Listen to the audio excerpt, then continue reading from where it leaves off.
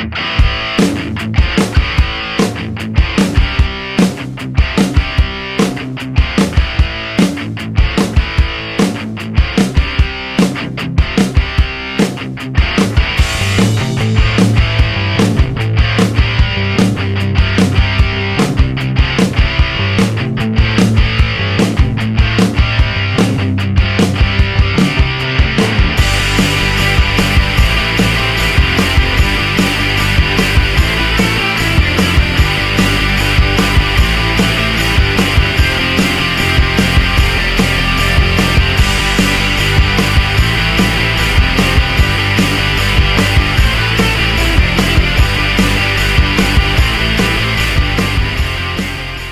guys, John at SurfFX, and we're having a look at one of my favorite kites because it's our best-selling kite.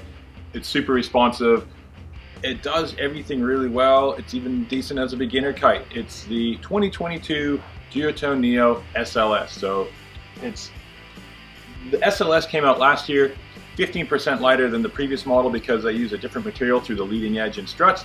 And what that does, being a lighter material, is also a stiffer material, so it really increased the canopy frame and made the kite super stable. And of course, that weight reduction let it drift and stay in the sky much easier. For 2022, there's a few changes in the handling of it. So Duotone's not a brand to leave it well enough alone. They do changes season to season, which is pretty nice. They don't let it sit for a couple of years.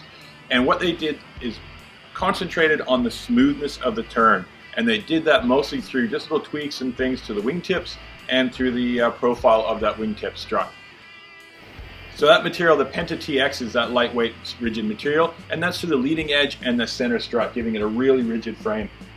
Now, why do you need a rigid frame? Because if it's soft and soggy, it kind of distorts a bit.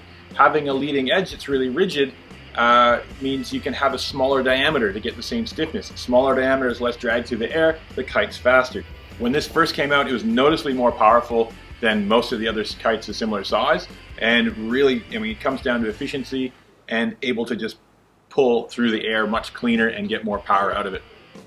So the changes to the wingtip that they did are they basically, from the strut here, they elongated it and brought it back a bit. So they swept it back a little bit to get it a bit more engaging so when it turns. So the wingtip is what turns the kite. When you pull on the side, if you look at your kite, you'll see the wingtip kind of twist a bit.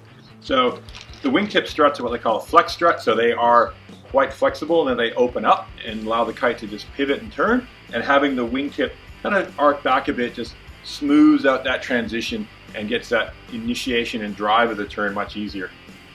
Combine that with, again, a lightweight and 3-strut design is quite powerful. On the upstroke, these things have heaps and heaps of grunt. So when you're flying the kite through and you need more power, it's easy to just whip it up, and it does it a lot smoother this year than last year.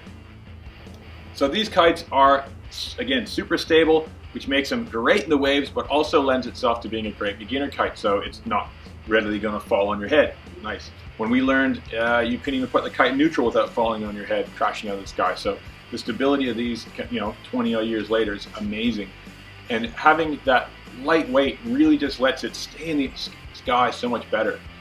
You can see the very rounded profile of the leading edge helps it relaunch super easy. So if it's down on the water, pull the wingtip, and then it just will roll up nicely and off it goes. So that also helps with foiling, because in foiling we're in much lighter wind conditions. You want a kite that's stable and stays in the air in lighter winds, and the Neo SLS really lets that happen. Of special note is that the bags are bigger. Thank you, Duotone, for making bigger bags on the bigger sizes, because it's so much easier to put them away now.